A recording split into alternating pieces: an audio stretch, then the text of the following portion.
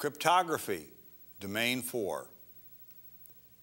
In our common body of knowledge domain synopsis, let's take a look at what is required in the area of cryptography. First concept is the use of deception and mathematics to hide data. So if you're trying to describe cryptography to someone, that's one of the ways you would describe it. And what we're looking at is different types of principles, means, methods of disguising that information to ensure integrity, confidentiality, and authenticity. Availability has no association with cryptography whatsoever.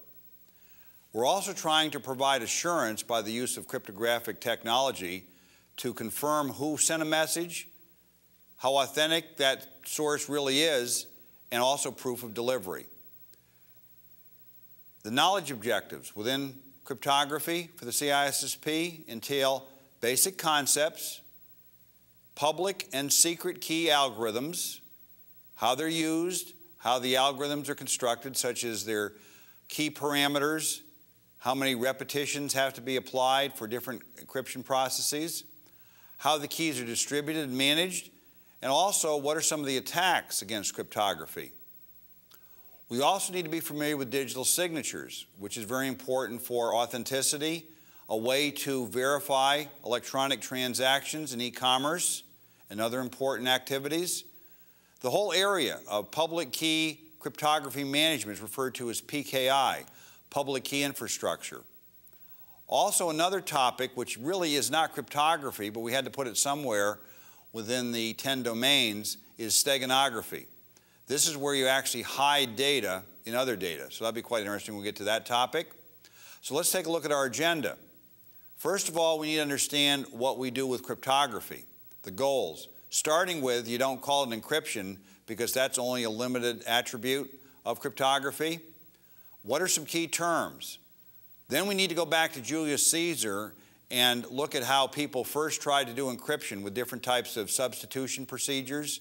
And then we get more sophisticated and get into modern cryptography, which entails symmetric and asymmetric key cryptography, hashing, digital signatures, message authentication codes. We need to look at digital certificates and the public key infrastructure. And then we're going to revisit virtual private networks and network encryption. In the telecommunications and network security domain, we looked at the general positioning in a network and some of the basic characteristics, such as what a tunnel is comprised of. But here we're going to look deeper into the protocols that are used for key VPNs. We're also going to look at attacks on cryptography. As I mentioned earlier, a brief look at hiding data in other data, and that's referred to as steganography.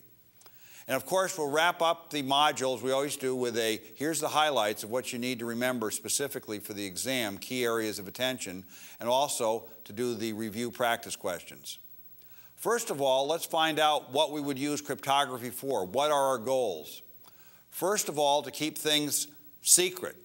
That'd be confidentiality. We want to make sure that unauthorized parties don't intercept our traffic. Next, we want to make sure that Mark really signed that transaction. That would be authenticity. That can also be used in the area of forensics, which we'll discuss in the legal chapter regarding proving that the evidence that was pulled off a computer had not been altered, which would kind of damage its value as evidence in court. Integrity, making sure that something hasn't changed. And non-repudiation.